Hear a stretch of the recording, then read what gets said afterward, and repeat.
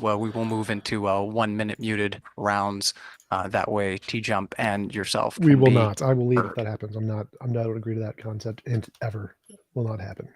All right, well then try to keep it mature so that we can keep an engaging back and forth. Make space for each other so that, like I said, if you so disagree with your opponent, then you need to make space for them to be disagreeable. All right, so let us try to get this rolling here.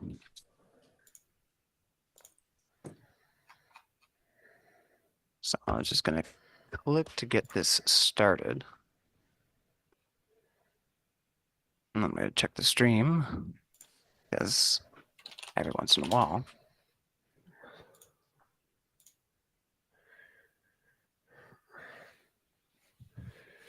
It decides not to start. So I'll make sure it does.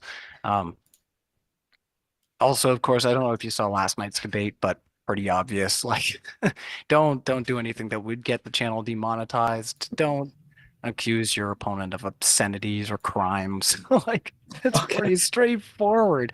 I don't know what happened last night that was the debate strategy, but it did divulge in that way, and I ended up having to kick somebody out. So it was unfortunate, but yeah, just try to make sure you don't do anything that would get us demonetized or that's just vitriolic for no reason. So I'm sure you guys will understand all that. Just give me 1 second. Before we start, I'm going to close that door because that laundry machine is so loud.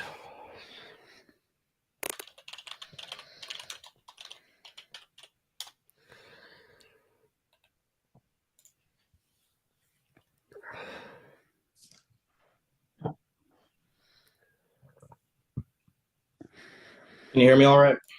Yep. All right, cool.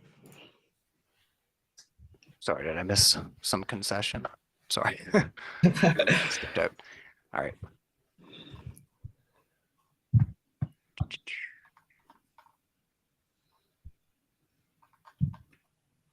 All right. I think we're good to go.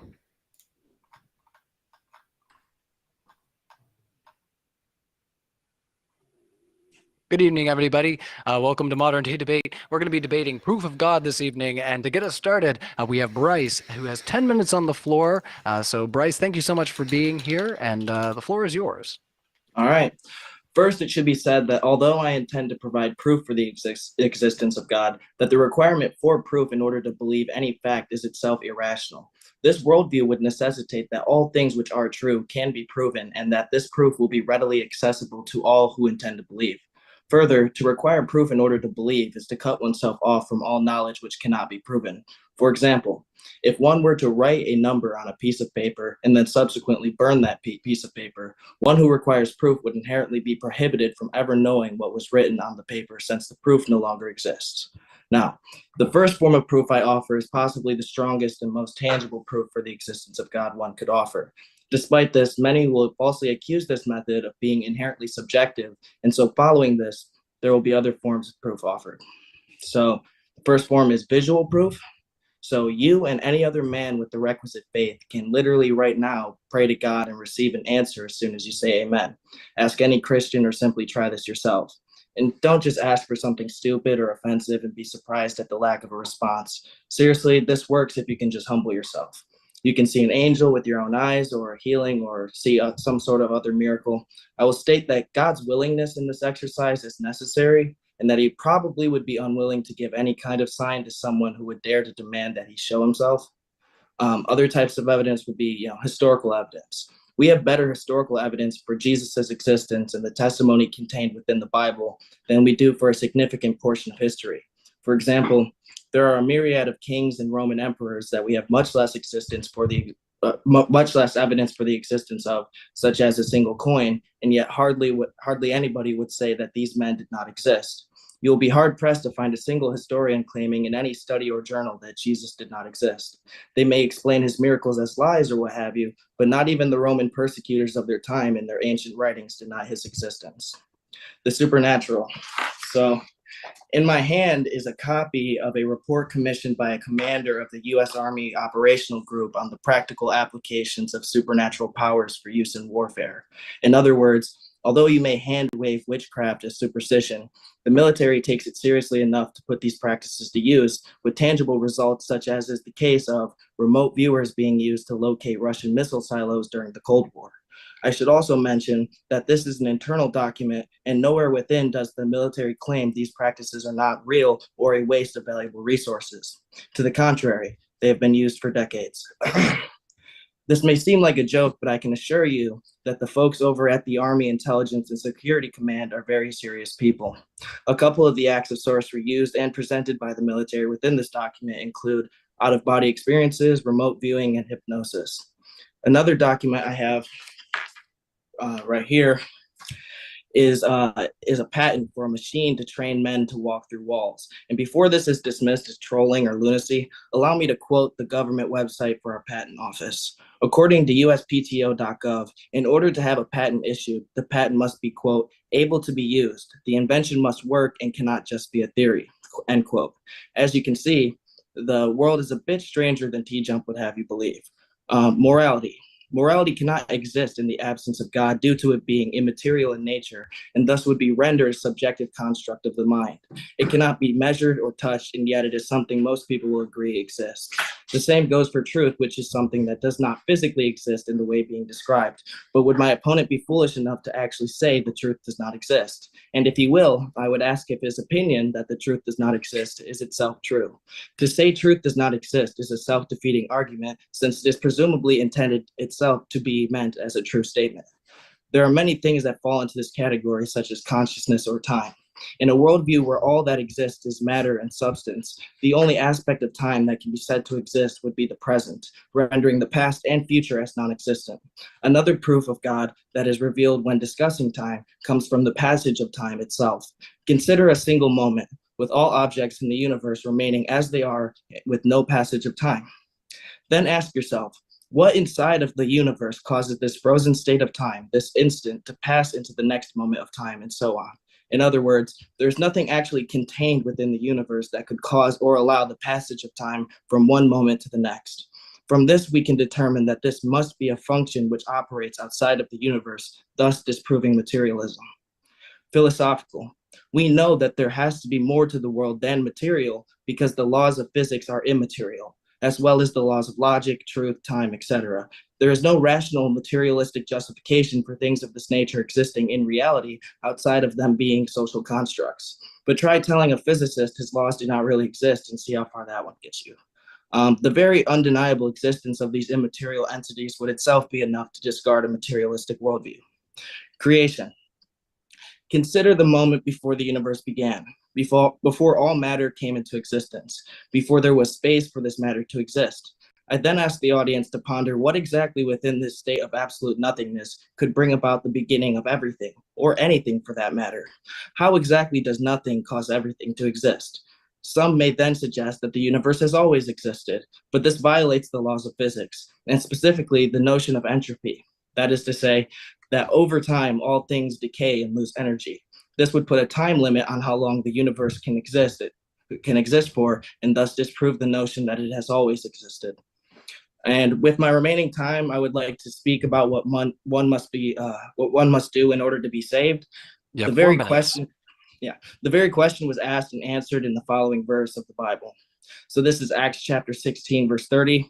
It says, and brought them out and said, sirs, what must I do to be saved? And they said, believe on the Lord Jesus Christ, and thou shalt be saved in thy house. That's right. The answer was not to stop sinning or to follow a list of rules. Neither did this verse say one must go to church or be a good person. The Bible teaches that in order to be saved, one must simply believe on the Lord Jesus Christ, because as the Bible says in Romans chapter 3, for all have sinned and come short of the glory of God. Now you can see why it would be so important to me to meet you where you stand and offer proof of the existence of God, despite my personal belief that one should never demand proof in order to believe anything. Because God is indeed real, and the one thing you must do to go to heaven is to believe. And I guess that's it, but yeah, go ahead. All right. Well, thank you so much. And tonight we are debating a proof of God, everybody. So if you haven't already, hit the like button. Welcome to Modern Day Debate. We are a neutral platform hosting debates on science, politics, religion. We do hope you feel welcome. And we are going to hand it over to TJump. You have 10 minutes on the floor to present your opening case. So we're debating proof for God. So proof not God. 10 minutes on the floor. So all of the evidence I heard him list were proven fallacious. We debunked every one of those as just demonstrably false, like saying 1 + 1 = 7. We can just prove every one of those is false. The first one he said was you can see God, pray to him, it's like, okay, God, cure cancer for everyone in the world right now. Did it work? I'm going to go with no. Hey, God, let's regrow the limbs of all the people who lost limbs. Did that work? No. We got some people with lost limbs in the chat. Did that work? Nope. Hey, God, cure paraplegics. Let them walk again. Nope. Eliminate viruses. Nope. Cure hunger. Nope. How about a single case? Or just ban cancer from children permanently? Pray to God. God, please do this. Nope. I'm not sure what exactly he thinks you can pray to God to get him to do, but I'd be happy to try whatever he thinks, and we can see it. Just tell me what to say. We'll see it happen. It'll be great. Novel predictions. I love it. So if you can pray to God and get something to happen that happens at a higher rate than chance, or a higher rate than if you didn't pray for it, that would be phenomenal evidence. You can defer to him to what I'm supposed to pray for to get that to happen. Some other things he mentioned, whereas things he didn't understand about physics, like the second law says that entropy always increases.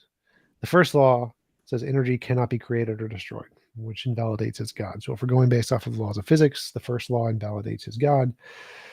And if we're going off of the second law, it doesn't say anything about energy not existing forever. It says that entropy increases. That's it. It doesn't say it can't decrease.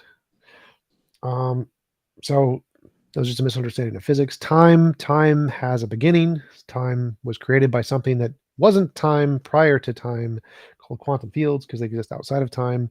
So great. I'm glad you agree time began, but that has nothing to do with this conversation. It's just irrelevant. It's just like saying, hey, a table began. That's great. Does that mean that the table was created by God? No. Let's see, what else did he say? Oh, the very first thing he said was correct. You don't need proof. Proof is just irrelevant. We don't care about proof. The only thing you can prove is that you exist. Cogito ergo sum. It's great. We just want evidence. We don't need proof. Nobody really demands proof. We say proof, but really, a lot of atheists say proof, but really they just mean evidence. We don't really care about proof. Proof is just an irrelevant thing that Christians harp on because, oh well, nothing can be proven. It's like, yeah, that's great. We don't care. We just want evidence. We don't need proof. Let's see what else.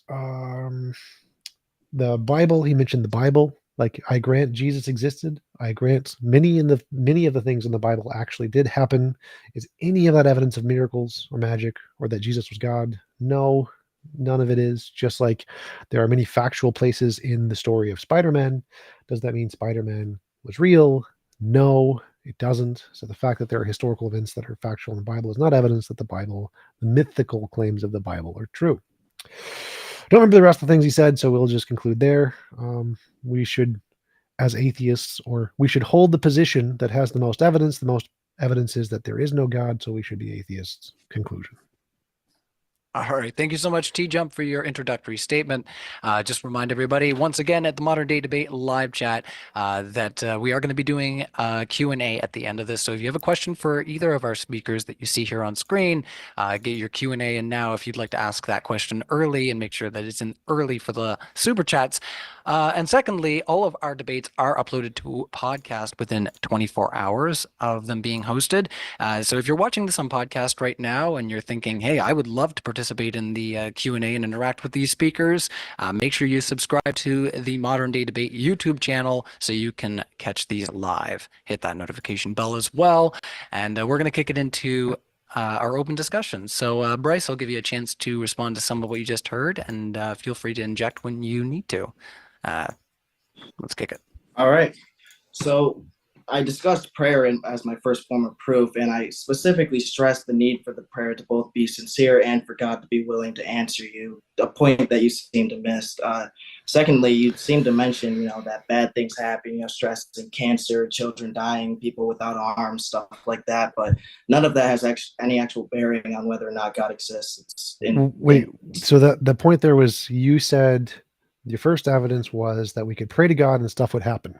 And the second thing, the sincere part, I sincerely want cancer to be cured. I sincerely want people who don't have limbs to have their limbs regrown. I sincerely want paraplegics to be healed. So those were sincere You may requests. sincerely want that, but it's not a sincere prayer when you ironically just look up and demand that God was not ironic. That was, if there is a God, please cure these things right now. That would be phenomenal evidence. Genuinely, 100%. Please cure these things. Those people don't deserve to suffer. If you created this world, you're to blame for their suffering. Please heal these things. That is as genuine as it can get. Does not happen. These are 100% genuine prayers. If there is a God, God, please heal all of the people who you caused to suffer now. Genuine. Nothing happened. So what if that didn't work? Tell me one thing I should say, because these are genuine prayers, 100% genuine. I want evidence. So tell me what I'm supposed to say to get something to happen. Well, in terms of prayer, there's I've had many prayers answered almost as soon as the word amen is spoken. But I think the difference between hold on. So I think the difference between a prayer like mine and a prayer like yours is I'm not praying in order to prove that God exists. I'm praying because I actually want it to happen. You're praying in order to actually sort of have some sort of evidence. It's like no, I'm praying because I want these to happen. I already explained this. So your first claim was anybody could have evidence, anybody with eyes, anybody could make these prayers. So what right? Your desire for something like that, for God to cure cancer, that might be a sincere desire, but that doesn't mean that your prayer is sincere. Do you? It's a 100% sincere prayer. You don't even get an opinion on this. It's 100% sincere prayer, and if you deny that, you're an idiot. So yes, I genuinely want those people to be healed. If there is a God, I genuinely want him to heal them. It is 100% genuine. And if you don't believe that, it's just your own delusion. Your own cognitive bias won't allow you to believe that. Again, your desire for these things to happen, I believe that's sincere, but I don't believe you're sincerely praying. It's just not how it works. That doesn't make any sense. Because you don't look up and say, God, if you're real, make all cancer go away. You're asking God to prove himself to you when he, I don't care if God proves himself to me. I don't care. That's why you're asking. No, I want cancer to be cured because I don't want people to suffer. I don't care. Like if he wants to just do it in secret and erase our memories, that would be fine too. Please, God, cure all the people with cancer. You can make us forget for the sake of the debate, and I'll move on to something else. I'll do a different example, and you can cure all of those things and make us forget that, and that would be great. So yes, this is genuine, and this is a thing Christians. This is a tactic Christians use to protect their own faith from obvious facts. Yes, when atheists pray for these things, they are 100% genuine. 100%. There's no doubt. That statement in itself is nonsensical. When an atheist prays, how does that even make sense? How can an atheist pray to a God he doesn't exist, that doesn't believe in? So just 1 second there, Bryce. What we can do is maybe I'll let you respond there, TJump, but maybe like I said, you had held up some papers there in your intro. So let's let TJump respond to what you just said, and then maybe we can move into some of those examples. I was fine with what Bryce's interruption there is perfectly fine. So I think the moderator made a mistake. Don't interrupt, moderator, please. So Bryce, these are 100% genuine prayers. And if you don't believe that, it's because you are deluded. You have cognitive bias that has protected yourself from obvious facts that disprove your belief. What we atheists, we can pray and say, I don't know if there's a God. If there is a God, I genuinely want you to cure the people who are suffering. I don't know if there's a God. That's not the atheist worldview. The atheist worldview is the belief that there is no God. It's not to pray to it. You don't need to believe it. The Bible specifically says that you must have faith in order to have your answers prayer. That debunks what you initially said in your own argument. So if that's your position, then your opening statement is wrong. So you can't have it both ways. True. Is it the case that anyone who can see can get evidence of God by praying? Is that the case or not? I said specifically, I used the term any man with the requisite faith. I specifically made a point to say that. So only people who already believe can get evidence. Well, yeah, God's willingness is required in order for him to answer it. So it's literally the opposite of evidence. All right, so we debunked the first claim. What's the next one? So if I prayed to God and he answered my prayer, that wouldn't be evidence. Your confirmation Simply bias. If because it he's only only works for willing to you, answer those who believe. right. So if he does something that can't be confirmed independent of those who believe, then by definition, it's not evidence. So like, to Even if give he you, does it. yes, because it's confirmation bias. So let me give you an example. If you pray for people to get cured of cancer and they get cured of cancer, I can check that. I can say, hey, look, he's cured of cancer. Now, I don't believe. So if God did that, that would then convince me that's great evidence. And so if he doesn't do anything that can be confirmed by a non-believer, then the only things by definition he's doing are things in your imagination. So for it to be evidence, it has to be verifiable by non-believers that it actually happened. So the fact that you think it happened, no, for it isn't evidence. to be evidence, it would simply have to occur. It doesn't have to occur like to everybody. It has to You understand? occur. No, it has to occur in a way that's verifiable from your delusion, your bias, by definition. This is why we don't trust personal experience. Like I can say, I saw a unicorn. I prayed to the Poseidon, give me a unicorn, and he sent a unicorn. How do I know that's real? If it just happened Yeah, for but me, if wait, Poseidon were to provide a unicorn, okay, that would be evidence, regardless of Poseidon, if Poseidon's willing to do it for atheists or not. No. So like I don't that would believe not Poseidon be anyway. evidence because there's a more plausible explanation of the phenomenon that we have lots and lots of evidence for called delusions and confirmation bias and dreams that are saved in the wrong part of our memory. These things are better explanations. This is why we don't trust our own direct experience and we trust independent sources, independent verifiability. So if something happened to you that you experienced, that would not be evidence. You would need something in addition to that to confirm that it was real and not a figment of your imagination. Well, I addressed that by saying that, if you're going to say it's subjective, I provided other points that would be a little bit more objective. Like, I understand that if you're talking about your personal experience, that'd be something that would be easily, discredited, but it is the strongest form of proof that it is possible, and I've had it happen before. Okay, so do you understand delusions? We have lots of evidence delusions exist, right? Yeah, of course. And if we have lots of evidence for something that can fully explain a phenomenon, and then you think that the phenomenon was caused by something which has essentially no evidence, which one's the better explanation? Or let me clarify. If we see a hoof print in the snow, is it more plausible to say it was done by a horse because horses have tons and tons of past evidence? Or is it more plausible to say it was done by a unicorn? Which one do you think is the better explanation? It depends on what's actually true. I mean, if it was left, I'll engage with your hypothetical. If it was actually left by a unicorn, that's what you would have to believe because it's true. Now, obviously, that's not what you would assume, but yeah, it is more likely that a horse left the footprint. Let's say a unicorn actually did do it, 100%, but we have no evidence of that. Should we believe it?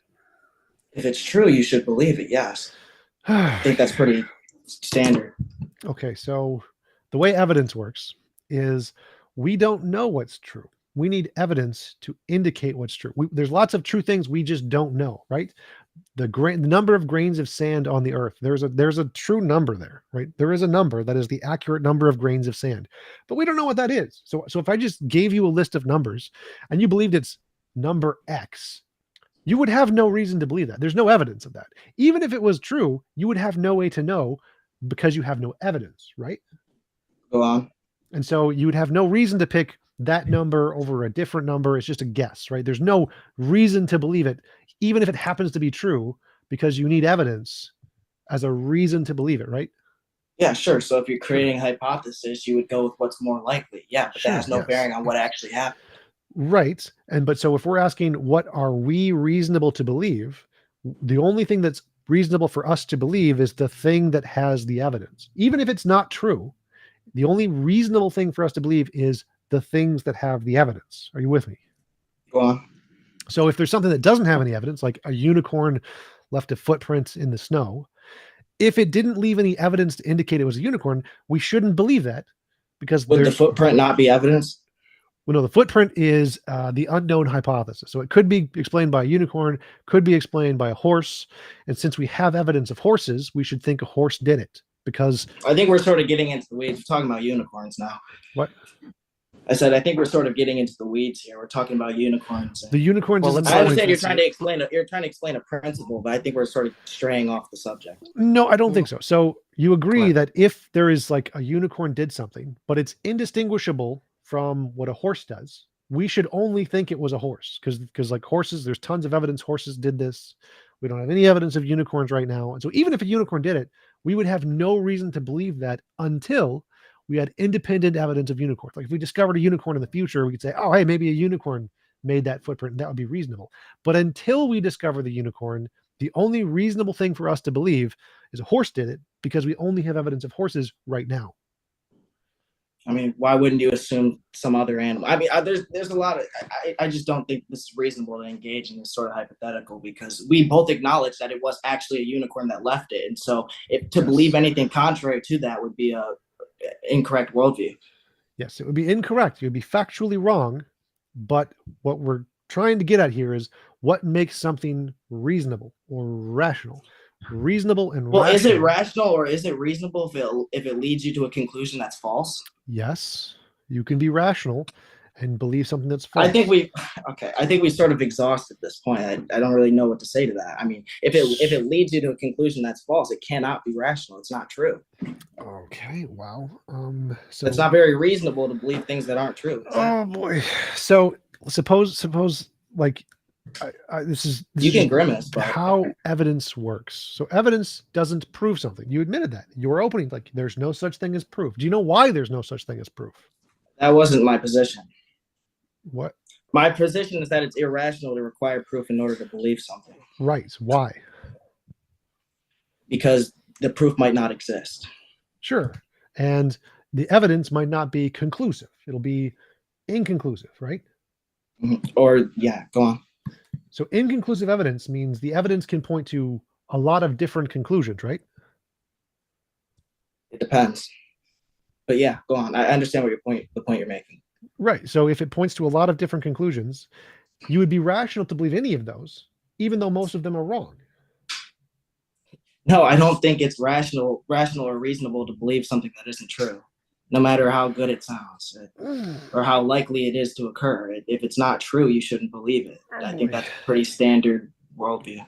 Oh boy. All right. So let's say that I understand what you're saying. If all of the evidence points to something that isn't true, you should believe it because you at least have evidence. Right. I don't believe that. That doesn't. I'm just disagreeing with you. You can grimace, but I just don't agree with that. Well, the problem is that literally doesn't make sense. Like that means you don't understand how epistemology works because like you can't just believe true things. It's not like it's true, therefore I believe it. It doesn't work that way. You have to have evidence, and evidence isn't proof, right? We know that you can't prove something with evidence. Evidence just indicates certain things.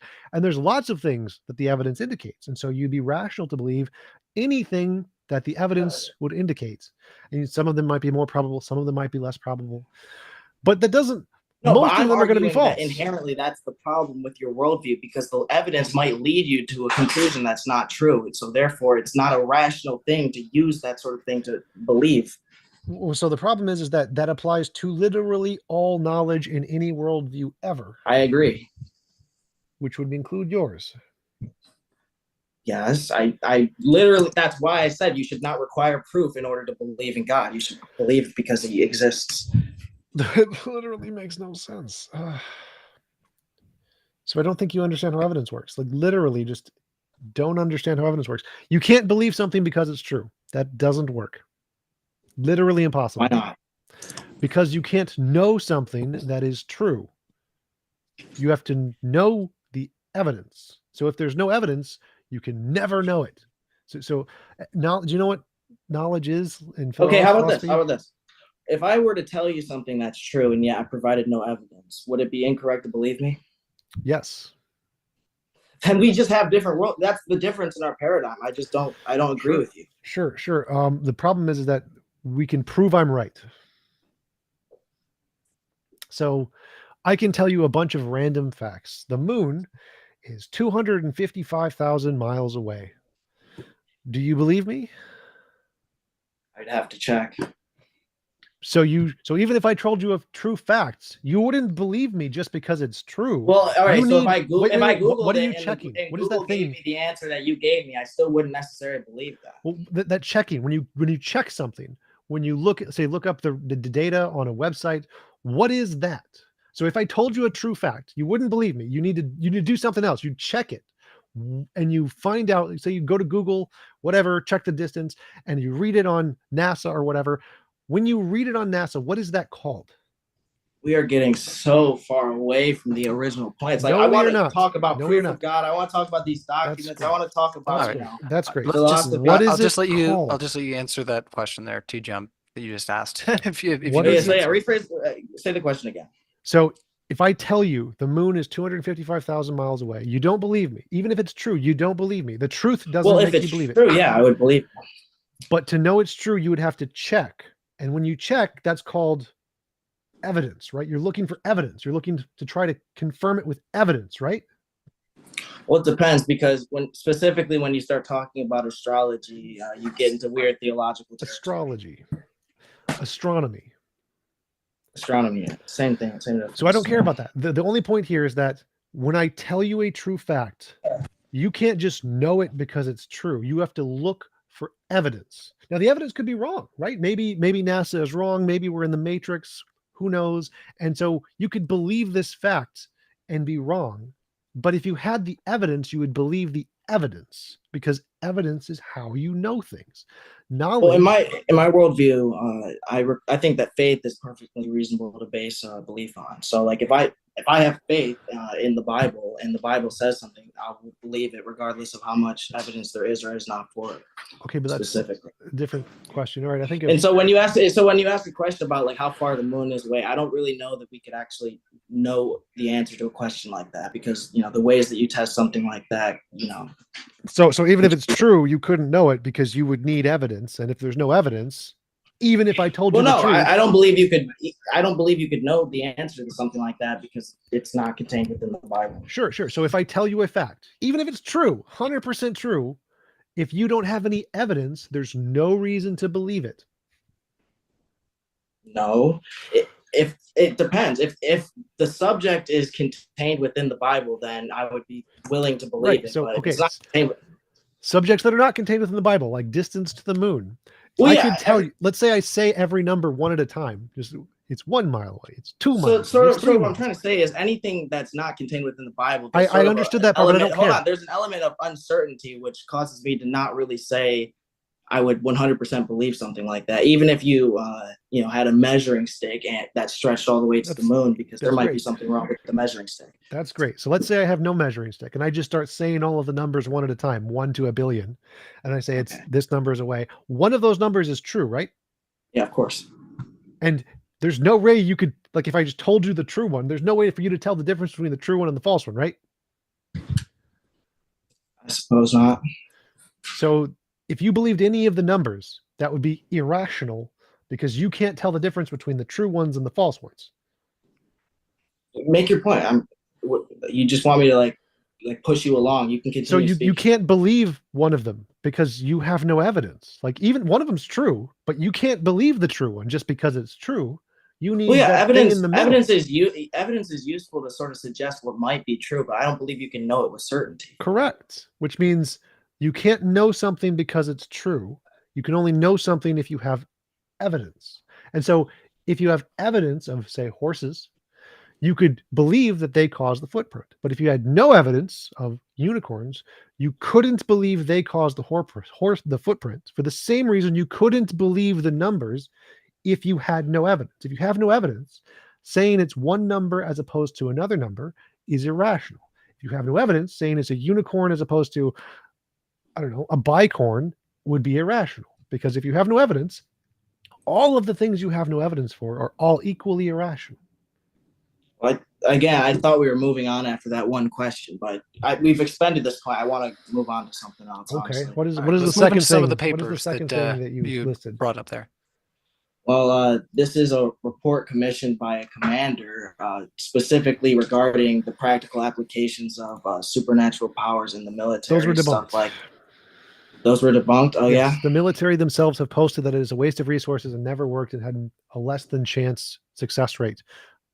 Well, I could link in the chat like CIA recordings of them actually doing it and using it, and they were gathering intel. Like I gave the example, they were finding Russian missile silos in the Cold War with it.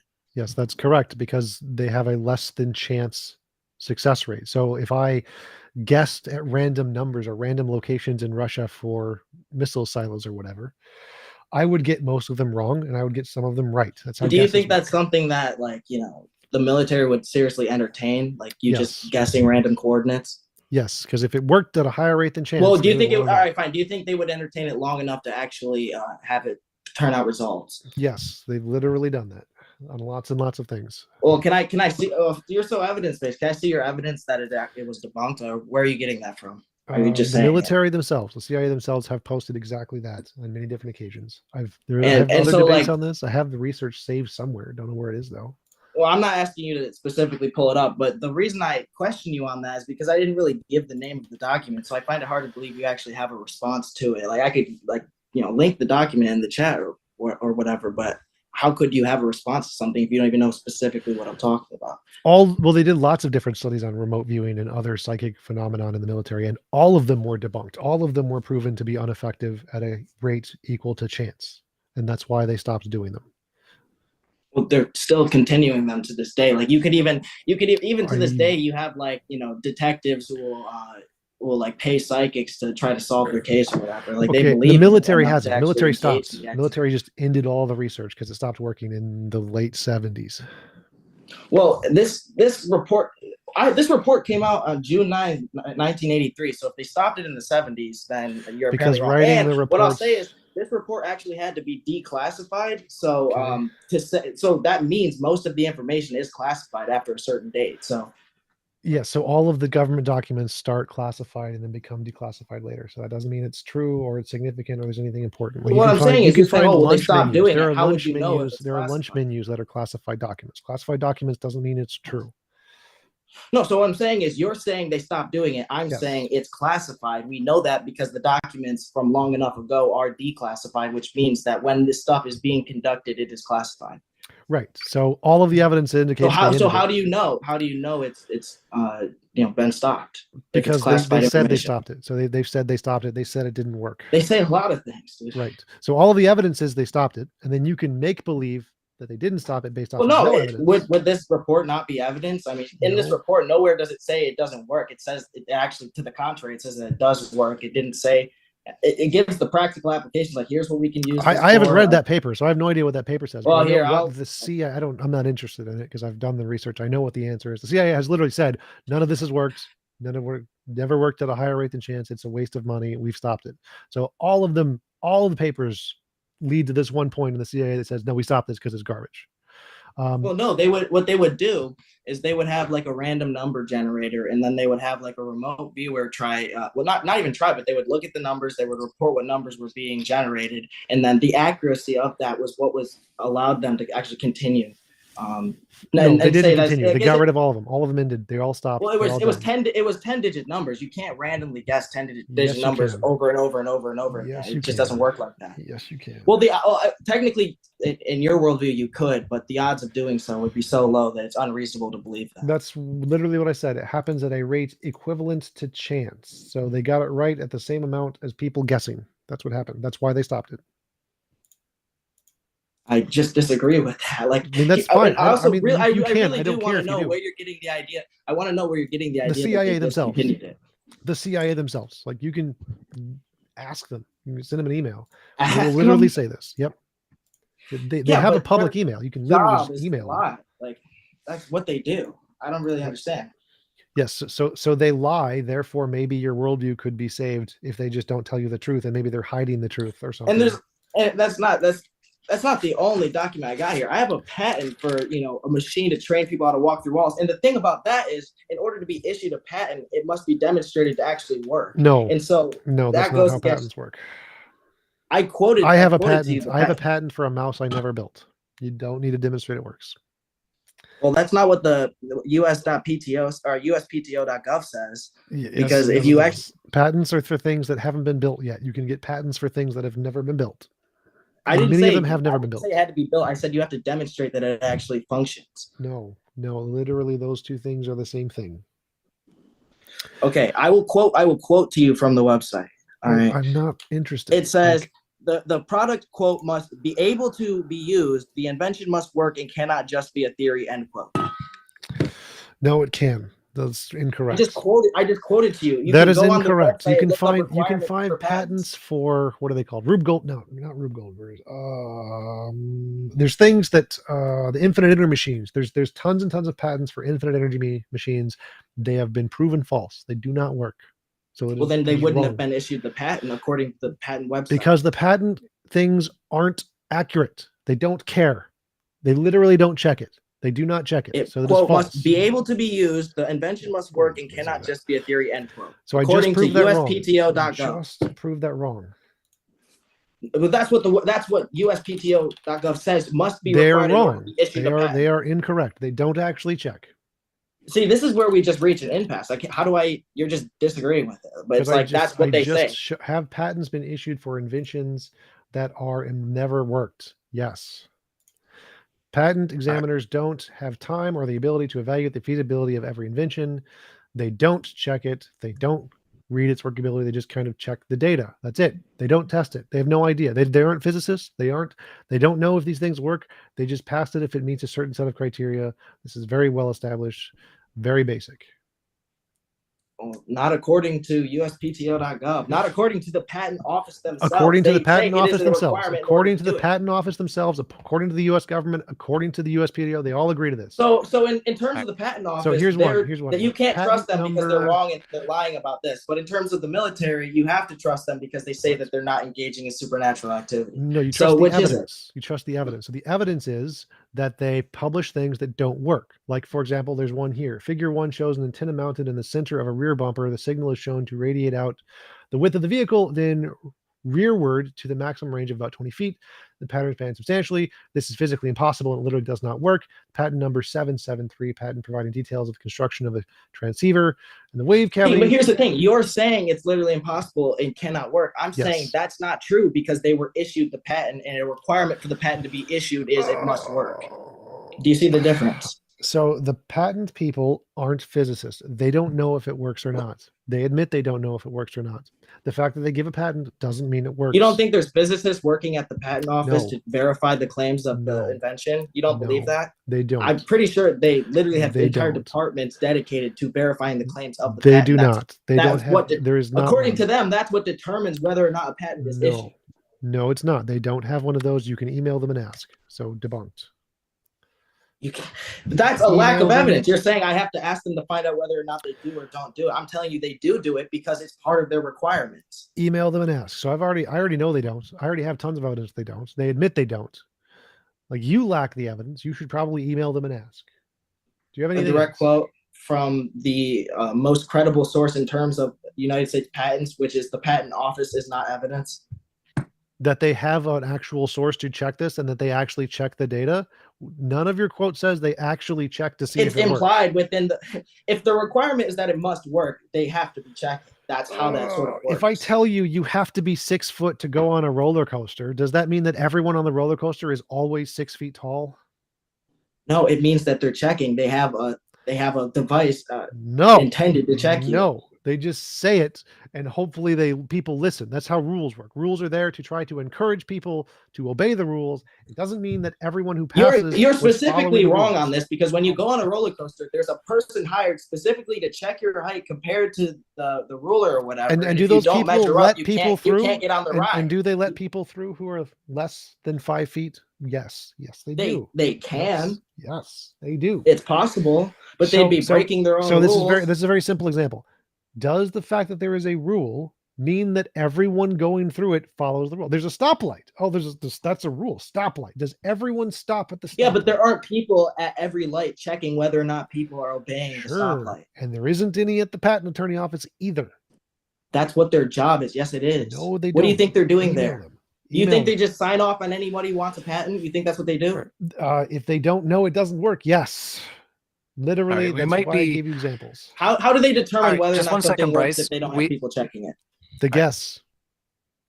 We might be They just circling gas. this one, guys. Let's move on. Bryce, you brought up a lot of things in your introduction, so I do want to try to dig into that. So I'm going to give you a chance to expound on the next thing that you had brought up there. I know that we've kind of gone down this one for a while, so let's see what else we have here that we can get into. And just remind everybody that we are going to do Q&A at the end of this, so just stay tuned, and we'll get there eventually. And take place in our poll. I just put that in our live chat. Okay. Go ahead, Bryce. TJump, do you believe that morality is either immaterial or a social construct? Which one is it? Neither, because that's a false Okay, so dichotomy. what would you say it is? It's an undiscovered law of physics. You think morality is undiscovered law of physics? Yes. How could you make the claim if it hasn't been discovered? If you believe I'm making claims based on evidence and you're saying it hasn't been discovered, why do you believe it? Because I think that the patterns in moral intuition and moral progress indicate that. Just 1 second there, Bryce. Just for our audience, and I'm going to give you the floor here, just to explain to them just how this ties into our topic for this evening, proof of God. I'll give you a second there to explain. He said morality he believes is non-physical and therefore must come from a non-physical entity. That was the argument. Oh, okay. If you agree with that, Bryce, then we can carry on with the discussion. Not necessarily. Morality exists, and because it cannot be found in the material world, it necessarily means that there must be immaterial things. And so, is that not literally what I said? I disagreed with a little bit of it, but yeah, go on. So yeah, I think morality is physical. The consensus of philosophers and experts. Well, if it's physical, where is it contained? Like, where can we measure it? Reality, yes. Okay, how do you measure morality? What unit do you use? No idea. Haven't discovered it yet. So you're saying you must have evidence to believe something, but yet you believe something that has not been discovered. Can you explain that a little bit? So I said the evidence was the patterns in moral intuition and moral progress. Elaborate. So morality as a word refers to a certain set of phenomenon that we experience where, like, you see something bad happening, you feel that's bad. The word moral refers to the positive incarnation of that. The word immoral refers to the negative incarnation of that. The way in which people feel those things changes over time, and the way it changes is in a consistent pattern. And so we can predict what morality is based off of these patterns and what they could potentially correspond to. So, for example, we think killing babies is wrong. So we know the Christian God is immoral. Well, if it's based on what people think or feel, it's inherently subjective and thus wouldn't exist outside of the human mind. No. So we feel heat. Does that mean heat is subjective? So so heat emanates from a source. So where is morality emanating from? The fields of physics, just like gravity. Well, explain that. You can't just make that claim. That's the hypothesis. So that is the prediction that is based on the models of intuition and progress. So if we look at the patterns of moral intuition and moral progress, we can tell what this phenomenon is like. So, like, we can say, hey, we get these feelings that it's wrong to drown babies. God drowned babies, therefore God can't be the ground of morality. It's very simple to follow the patterns and see, well, what could be the ground of morality? Well, it can't be something that drowns babies. It can't be something that mass murders people. What doesn't mass murder? Well, laws of physics don't. They're just pretty. Okay, so if you believe that morality comes from the laws of physics, would morality exist if people did not exist? Yes. Okay, how would you determine it? Like, explain to me, like, I just find it hard to even contend with this, because you're saying that it exists and it comes from something that's undiscovered, and so I just can't engage with it because there's no substance to your claim. Well, so God hasn't been discovered, and this unknown law hasn't been discovered. That's true. So the way to engage with it would be to compare which is a better explanation of the evidence we have of morality. Well, evidence we have of morality. I don't think it's a reasonable explanation to say that morality emanates from the laws of physics. That's a very fringe view. That I've never even heard that before. Most people just say it's a social construct. No, that's not what most people say. It's actually, most people say it's a moral naturalism is the position that most philosophers hold, most experts in the field. I said most people. Well, that's true. So I don't know what most people probably don't either. Most people don't say it's a social construct. They believe in objective morality too, but that's irrelevant. So most philosophers who are experts in the field don't believe it's a social construct. They believe in moral realism. that it's subjective, that it exists independent of opinions. And it hasn't been proven. We haven't solved what objective morality is yet. Nowhere does it indicate that it comes from God. But we're trying to establish, well, which hypothesis best fits the evidence. And so we look at patterns of morality. What are the things that are moral? What are the things that are immoral? And what could ground So those if we haven't discovered objective morality yet, according to you, would it be reasonable for you to have a moral worldview if we haven't discovered it yet? You mean to have a worldview which thinks morality is real? Well, no. How could you hold if you're saying, okay, well, we have not determined what Yes. objective morality is, and yet you have moral beliefs? Right. How can you reconcile those two because things? that's how hypotheses work. So, like string theorists think there are strings in the universe. A Do they have any hypothesis evidence? is No. not a belief. It's sort of like a suggestion that you're trying to What? prove or disprove. It's not something No, you believe no. because it's a What is a hypothesis. belief? Yeah. What does the word belief mean? It's something that you know to be true based. Or yes, it's closer to an opinion. I don't have the exact Sure, dictionary opinion. definition. Yeah, I'm not that pedantic. I don't care. Yeah, it's opinion. So, can you have an opinion on things that don't have evidence? My original point was that you don't need evidence in order to believe anything. What? If it's as long as it's true. Do you need opinions, or do you need something to have evidence to have an opinion? Well, in your worldview, No. yes. No. Like you need Your entire evidence initial for a point is belief that to you be should have justified. evidence in order to believe something, and now No. you've borrowed my worldview that you are able to believe something as long if there's no evidence for it. No, you can believe whatever So you want for why- whatever reason you want. The question is it rational? For it to be rational, you need evidence. No, I have evidence. Well, then I'm saying Patterns your of moral- belief is irrational if it's judged based on your own worldview. So again, I have evidence. Because you have no Patterns- evidence. wait, You're stop, saying there is stop, no stop, evidence stop, for stop. objective morality, and yet you have. No, I'm moral saying it beliefs. hasn't been discovered yet. There is evidence, like the patterns of moral intuition and moral progress, which I've mentioned like 4 times. So we look at the patterns of moral intuition, moral progress, and we say, well, what hypothesis?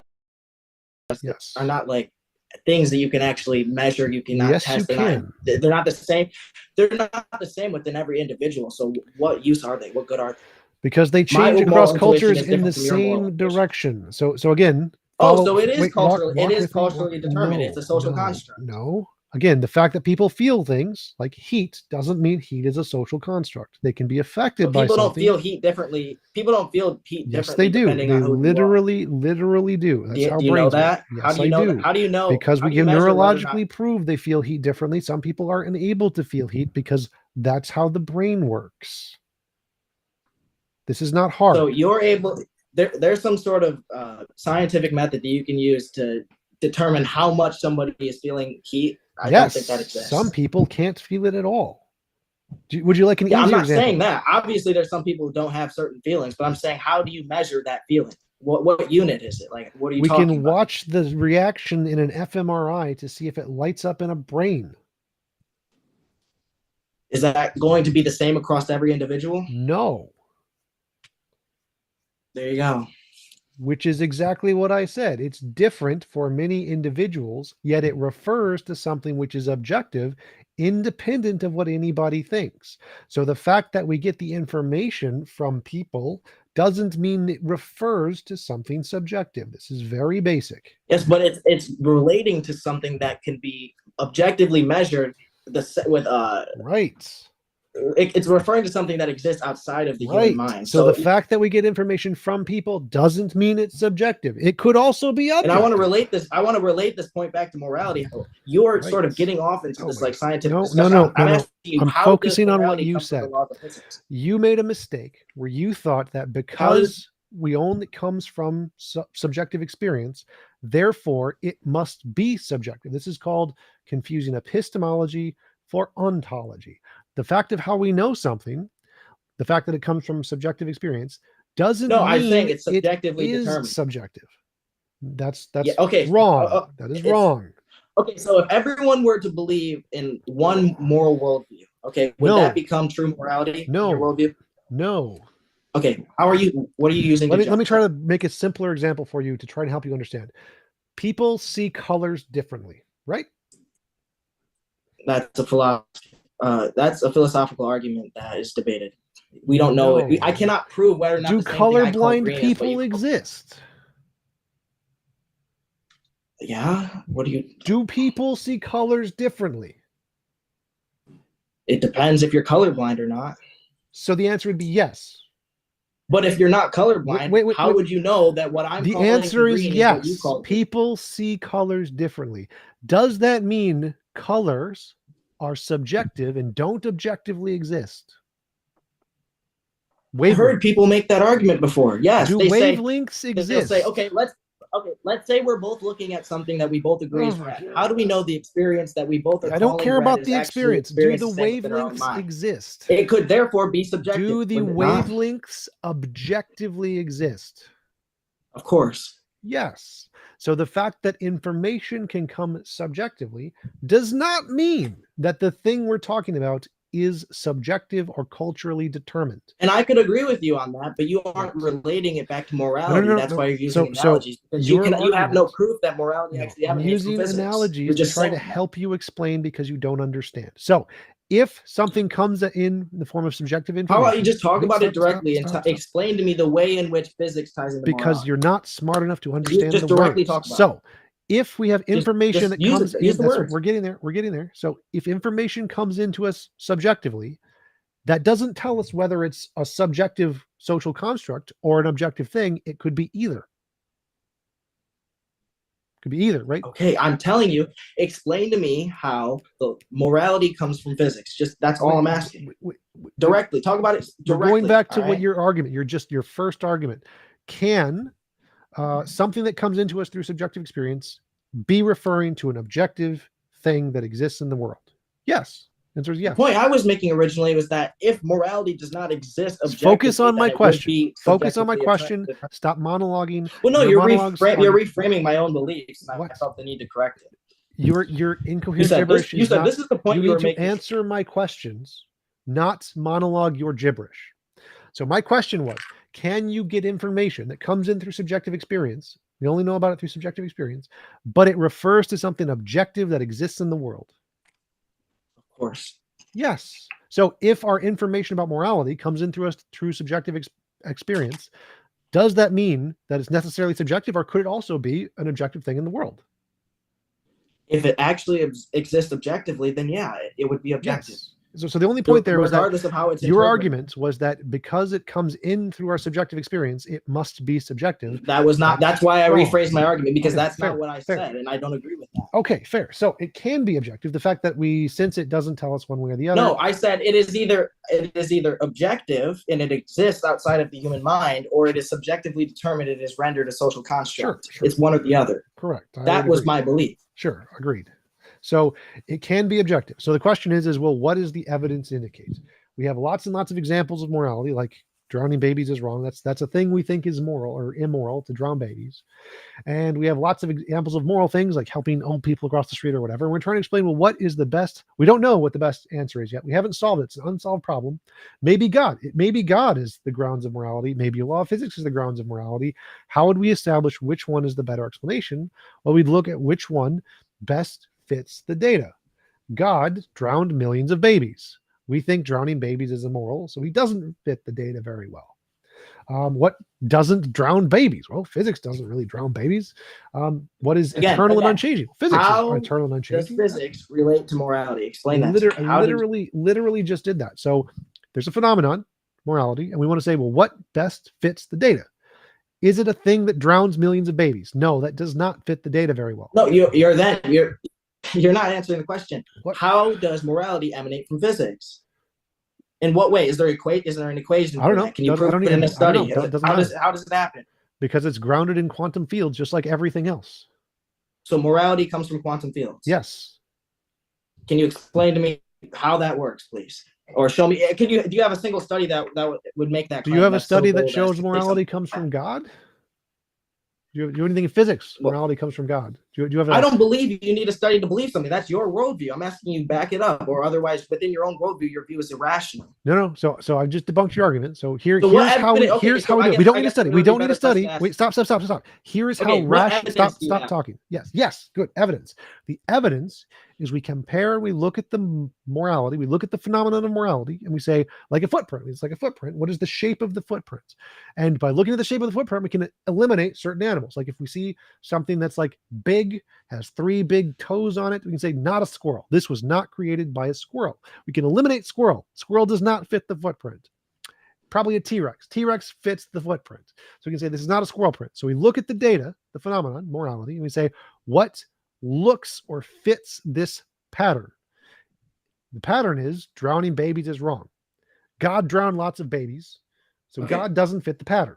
What could I'm fit going to make it real simple. What is your evidence that quantum fields have any relation I'm to literally morality? answering that question right now. Right now. You're not. You're talking about footprints and dinosaurs. Yes, to try to help you understand because you have a very tiny No, brain. just explain it directly. Just explain it directly. That's literally what I'm doing. But you had a tiny brain, you didn't understand it, so now I'm trying to. No, you're not. No, you're not explaining it directly. You're using a metaphor. No, I explained it directly. I explained it explanation. directly.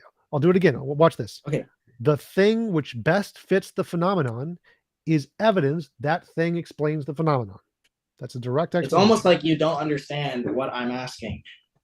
I do. How does a quantum field have any bearing on objective morality? Okay, so listen to the words again. The thing that best fits the phenomenon is the best explanation of the phenomenon. What's the phenomenon? Moral intuitions and moral progress. That's what morality refers to. So what thing could correspond to our moral intuitions and moral progress? Our moral intuition, moral progress, one example is drowning babies is wrong. That's an example of our moral intuitions. So we need something that fits that. Something that could ground that statement. One of the things that could ground that is unchanging and eternal laws of physics. Those are unchanging and eternal, and they can ground our moral intuitions. One thing that can't ground that is a sky daddy who drowned millions of babies. That could not ground that. So this thing I just said to you is evidence God is not the basis. Quantum fields is the basis. That is what I literally. In what way? In what way? Okay, so there are. This is why I went to the analogy, because you didn't understand when I literally just explained it to you. You didn't. No, you explained me a premise. But you didn't actually even use the word quantum fields until like the very last sentence, and then you restated the claim. Yes, that's how conclusions work. That's, oh my God. So morality is something that doesn't drown babies. Quantum fields don't. God does. So therefore, that's evidence. Morality is grounded in quantum fields, not God. I'll ask this in a different way. When a quantum field, let's say, expands, how does that affect morality? Who knows? Could be lots of ways. Okay. What are you using to determine that? Determine what? That there could be lots of ways? Whether or not it could be lots of ways or not at all. The laws of logic? I don't think there's any law of logic that could tie a quantum field to morality. Sure, That's sure. just not. Modal logic. I don't think anyone has ever believed that before you said it. No, literally it's called moral naturalism. You can Google it. It's pretty common. People believe that it comes from quantum fields. That's wacky. No. I've never That's heard two it different before. statements. So stick with your first statement. Do people believe nature grounds morality? Yes. Yes, it's called moral naturalism. It's one of the most common views in philosophy. Yes, that exists. My view is quantum fields. They don't necessarily have a view of which thing in physics it does. Have you ever said that? Have you ever said that publicly, that you believe that quantum fields have an effect on morality? Yes, I have a YouTube channel. Duh. And you talk about I'll have to look at that video with literally academic professional philosophers all of the time. Yes. Okay, that's appeal to authority, which is a logical fallacy. No, that's saying that I do publicly talk about or this. Or it's just boasting. Either way. No. This is me talking about something that experts in the field can talk about with me, showing that this is a very common thing. That's all that means to do, to show you that this is not just something I just made up. Not quantum fields I made up, but moral naturalism I did not make up. Very common view. But, okay, so if quantum fields did not exist, would morality exist? No, not in my view. Okay, I don't even know what to say to this. This is crazy. This is a wacky belief that I haven't even heard before. But you haven't even the guy who believes in a sky daddy who drowned millions of babies. Here's what I'll say. Explain to me the relation between quantum fields and morality. How do they interact with each other? How does one emanate from the other? Explain That's that like asking how does H2O ground water? They are literally one and the same. There is a quantum field. No, which is morality. That's a very different claim. No. So morality is the quantum field, just like H2O is water. You sound like a new age guru. Morality is the quantum field. Well, actually, I sound like a Christian who says God is morality, because I'm literally stealing it from Christianity, and you think it's silly just when it doesn't apply to your sky daddy, even though it's literally verbatim from your worldview. But okay. It's not. We don't believe Really? wacky stuff like that. Really? Like if I believe, Really? hold on, let me explain. What is morality? What is morality? I believe What is morality? the universe. Hold on. I What believe is the universe morality? has a creator. What is Hold on. morality? I believe the universe has a creator, No, and thus stop. morality, What since it is something that's is created, morality? is determined by that creator. What is morality? It's a system of beliefs on determining what is right and wrong. In your worldview, what is morality? In my worldview, morality is what is right and wrong. It's that simple. It's the idea, or the God's idea nature, of what is right and wrong. part of God, reflection of God. Oh, yeah, that's what you're asking. Yes. No, well, I simply I don't know how you would sort of relate it back to God, but I believe that it's something that is determined by God. He decides what is moral and what is not, and that's about as far as I would go with that. Okay, and I just say the same thing, but replace God with quantum fields.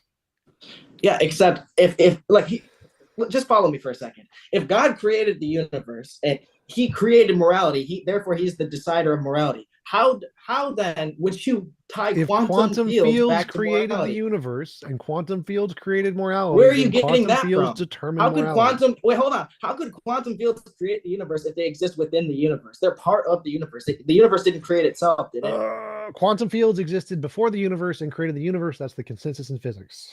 Okay, are they made? Do quantum fields contain matter or substance? Substance isn't determined in physics. They're made of energy. Okay, is energy something that you would consider part of the universe? It is not. The universe is something different. No, is energy something you would consider to be part of the universe? Is something different. So, like all roses or is flowers. I know universe is not energy. So energy can exist before the universe. Energy can exist before the universe because our universe had a beginning, and there could be things. No, it could. No. What? Energy could not create before the universe because then you would just be pushing back the beginning of the universe. What? No, literally, that's not what those words mean. Okay. So in other matter physics, besides the energy of quantum fields, that would be the universe. That's what universe means. It's the totality of everything in existence. No. Yes. Literally, no one in physics uses it that way. No, you just don't understand what the word means. So there's lots of things outside of the universe. The universe refers to our space-time continuum, and that's it. You believe there's things outside of the universe? Can you name a few? Just like quantum fields, other universes. Okay, and how do we measure something that's outside of the universe? Can you explain? No idea. Do we detect it? Yes. Do you have any evidence for it? So why do you Google the Casimir effect? Just go ahead and explain. I'm not going to pull up Google while we're in the middle of a debate. Just explain it. Casimir effect is a novel prediction made that shows that quantum fields are real and exist outside of space-time. It would still be contained within the universe. No, the experiment was in the universe. That doesn't mean that if the it is energy. Is. Well, then we just have different definitions of the universe because I believe that all matter, substance, and all things that are created are within the universe. That's what the universe is. Okay, then you should probably reevaluate your definition to make it meet physics because they're the ones who actually get to define it, not you. So that's an appeal to authority. Okay? No. If all the physicists believe what I believe, that wouldn't make it right. No, it would just mean that that's what the word means. So if everyone in the world uses it one way and you use it a different way, your way is stupid because you're not communicating with everyone else in the world. So if I'm a part of this other group of people in the world who use the word universe to refer to our space-time continuum like all the physicists, and you use the word universe to mean something completely different that nobody else knows about except you, that means you're not communicating with the rest of us. People generally understand the word universe to mean all things in existence. That's generally how the word is used. Except I don't think it's experts in unreasonable the to say field. that. Except all of the experts in the field. Well, neither of us are experts. We're having a normal conversation. I am actually an expert in the field. I know about quantum fields. I know about don't agree with that. Goose early universe inflation. I know about string theory. I know about quantum physics. Yes, I'm very well versed in this field, and many of the experts have said so. So yes, but I know the words. You do not know the words. Okay. You're I just want to see. Can you tell me how quantum fields relate to morality? And if you have no evidence for how they relate to each other, how can you even make the claim within your own worldview that they have any relation? I just don't understand. So you are making the mistake here that you have to explain like how one makes up. I'm saying within your worldview, you must have evidence to believe something. Yes. I'm saying, what is your you don't understand how evidence can go two ways. It can go up and down. So evidence, you can start with like a composite. You can say chemistry is made of physics, biology is made of chemistry, brains are made of biology. So it's like how one builds the other. This is what you're asking for. You're asking, how does quantum fields build morality or something along those lines? There's another way to do it. You can look at patterns. Say, if there's a pattern in, say, a footprint, you can say, well, what caused this footprint? And you can compare it to other things that are the same shape or same You're just type, same explaining kind. what evidence is. I'm telling Right. you what is your evidence. Stop talking.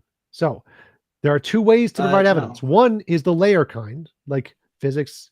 Chemistry is made of physics. Physics is made of quantum fields, et cetera, et cetera. That's the kind you're asking for. You're an idiot. That's not what I'm providing. I'm providing a different kind I'm of asking you evidence. for any evidence that quantum fields relate to morality.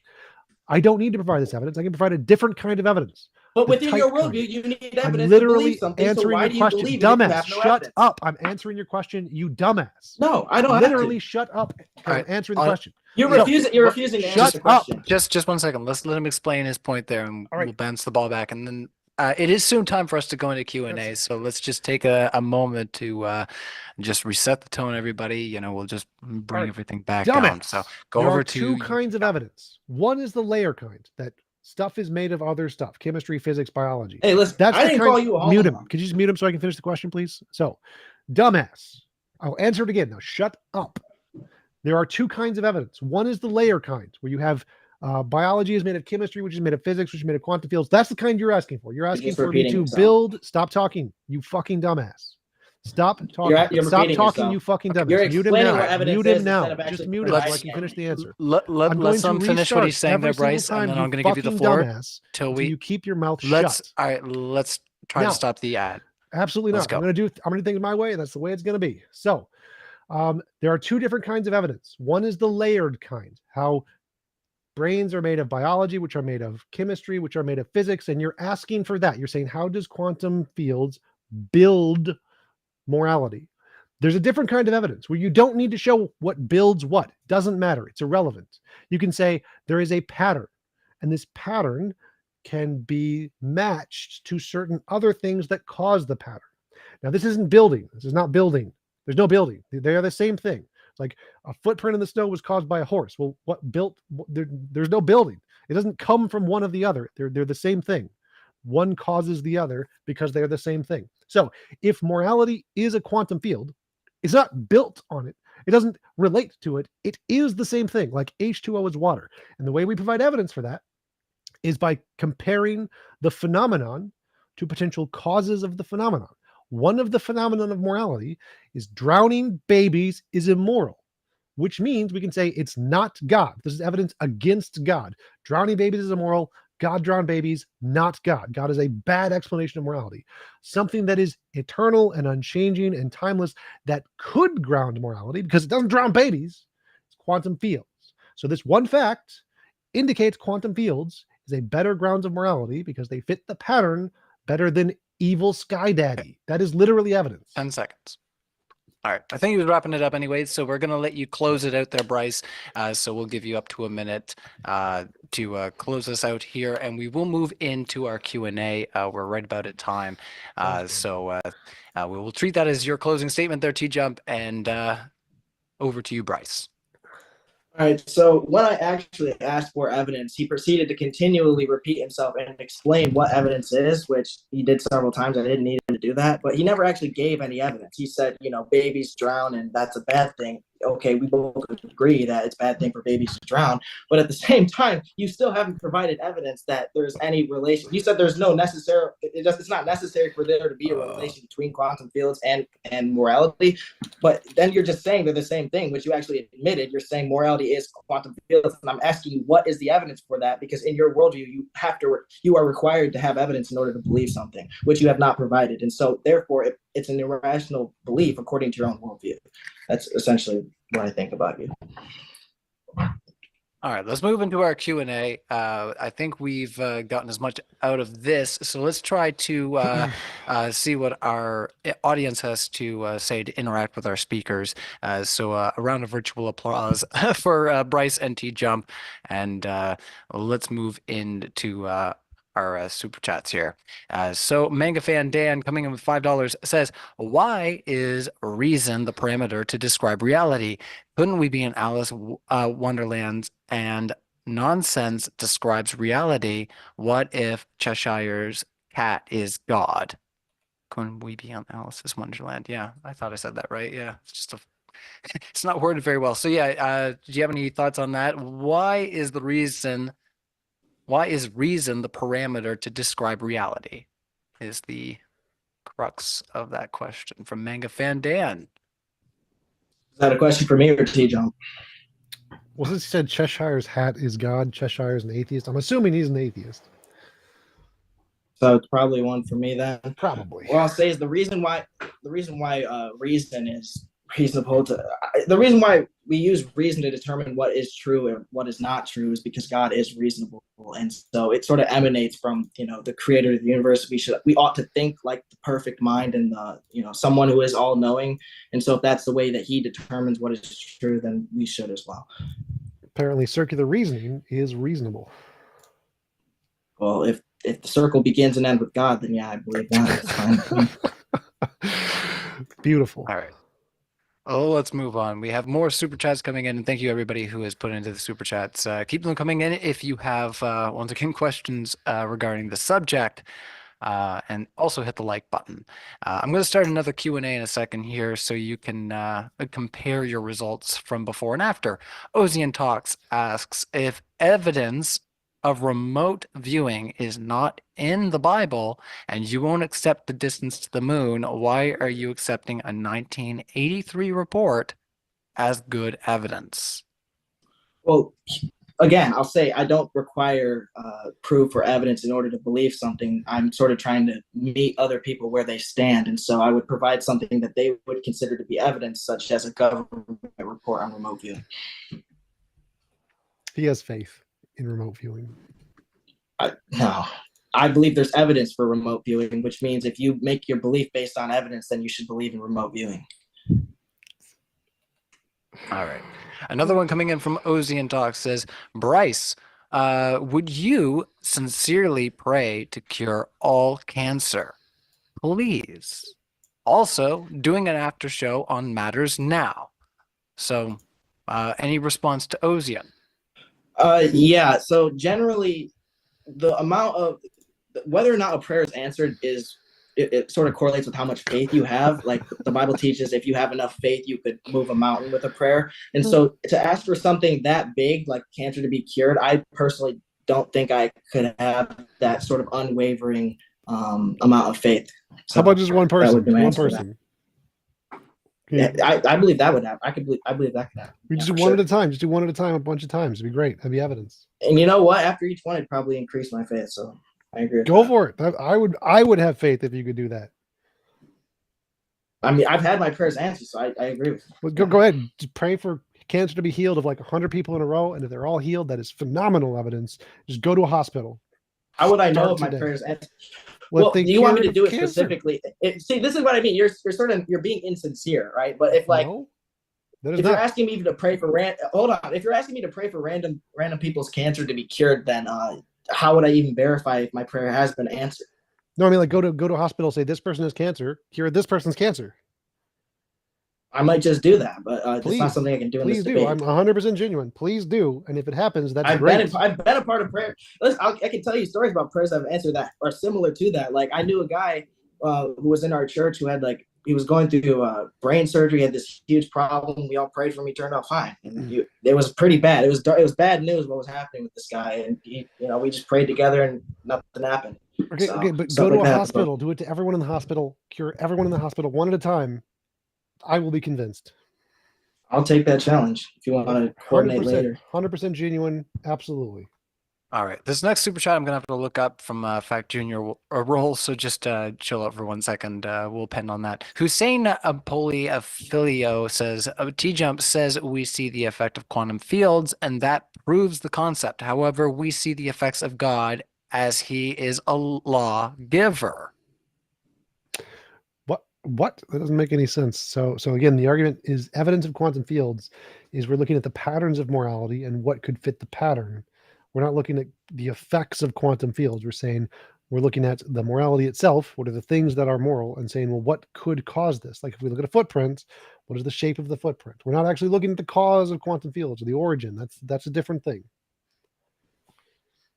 All right. Any thoughts over there on the other side to expound on that? However, we see the effects of God as he is a lawgiver. TJump says we can see the effects of quantum fields. So you heard what TJump said. Did you have anything to say, Bryce?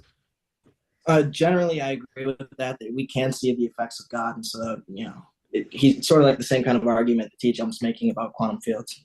Nothing more to add there. All right, so a few.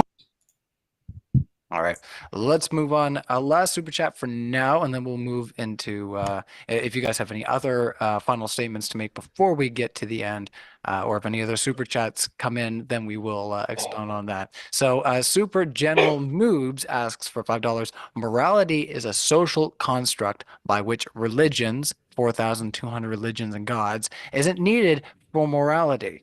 Quantum fields doesn't explain morality either. Thoughts? So again, consensus of experts in the field, moral realism, that it's morality is a real thing. Whether or not quantum fields is not.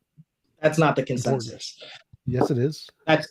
The consensus is that it's quantum related. No, it's moral realism is the anything to do with consensus. quantum mechanics. Moral realism is the consensus. Also, I've looked into quantum mechanics. I've listened to a bunch of lectures on it, and it has nothing to do with morality. It has to do with the behavior of electrons and how. Listen to the words one at a time. Moral realism is the consensus. Quantum fields is different of experts. I understand that. Question quantum is for fields Bryce. is not moral realism. Quantum fields is a different thing. Moral realism separate. We're gonna let Bryce expand on this just because it is for him. So go ahead, Bryce, and you can respond to TJump. Could you repeat the question again? The question was for me. What are you talking about? Morality is a socially constructed by which religions 4,200 quantum fields don't explain it. That was for me. Okay. All right. Yeah, that was the last question. All right. Verbally Finesse, you put in $3, but it doesn't look like you had a question attached to it. So if you do, let us know. If not, then we will just move into 1-minute closers. You guys can let us know where we can find you and any other closing thoughts you have on this discussion. Yeah, I think what we should do, since you went first, Bryce, is we'll give it over to. I always get in trouble for doing UK rules, but yeah, we'll give it to you first, Bryce. All right. So again, I went over what you must do in order to be saved. Simply believe, and if you have any amount of faith, the Bible. One of the people in the Bible, they asked for a healing from God, and Jesus replied that he must believe, and he said, I believe, help mine unbelief. So you don't have to have complete faith necessarily in order to have your prayer answered. So I really do encourage you, if you're able to muster any amount of faith, to ask for God for a sign. And if he's willing to, and you're being sincere, I promise you, if you seek God, you'll find him. So that's pretty much all I got to say about that. Oh, by the way, TJump completely ignored most of my points, and I ignored a lot of his because he wasn't actually addressing the question of whether or not there was a relation between quantum fields and morality, but I'll pass it over to him. All right. You got 1 minute on the floor, TJump. Closing thoughts. Another person and where can people find you? Another person in the Bible asked to win a battle and said he would sacrifice the first thing that came through his door when he went home, which was his daughter, who he then burned alive. Jatipath. I don't know. Jephthah is how you pronounce it. So yeah, Jesus also drowned babies. Phenomenal facts about the Bible. So probably not the grounds of morality. That's slander. Slander. Are you a Trinitarian? And blasphemy. Are you a Trinitarian? No, this is TJump's closing statement. I'm sorry, Bryce, I got to cut you off, but this is TJump's closing. James, shut up. What are you a Trinitarian? James. I believe Jesus is God. Yeah. Yeah. So anything God does, Jesus does. Yeah. God flooded the world. Well, not necessarily, but I understand your point you're making. Yes. And there were babies on the world when God flooded it. Go ahead. Yeah. So Jesus drowned babies. No, because Jesus is not the Father. Do you understand? That the whole point of the Trinity is would Jesus agree with the fact that God drowned babies? Yeah, necessarily he would have had to. So Jesus consented to drowning babies. He's like, yes, God, we should drown the babies. The world deserved it at the point. So I really the babies deserved it. So Jesus drowned babies, or he consented to it. The Bible specifically. Fucking around to find out. The Bible specifically talks about how the sons of the fathers will be punished, for the father's sins. And so not blasphemy because it's true. Jesus drowned babies. No, Jesus did not drown babies. Well, so by drowned there, I don't mean literally. I mean he consented to it. He agreed to do you it. Do you understand the concept of the Trinity? That the Father is not the Son and the Son is not the Holy Spirit? So Jesus consented and said it was good to drown babies. I'd agree with that. Okay then. I yield the floor. YouTube.com/TJump. Like, Let comment, us- subscribe. Okay, sorry. I didn't mean to cut you off. Do you want to say that again there, TJump, so everybody can hear you, where they can find you? YouTube.com/TJump. Patreon.com/TJump. PayPal.me/TomJump. Give me money. All right. Jesus Crown Excellent. babies. Okay, thanks, TJump. Let's close it off there. Thank you, TJump. Thank you, Bryce. Real. Appreciate you both for hanging out and having this discussion. Yeah, it's silly me always talking over everybody. So let's close it out. As usual, I'll put on my good old tune here, "Greed" by Light and Shade. Check it out. And thanks once again to our speakers and our audience for interacting with those speakers. We will see you next time.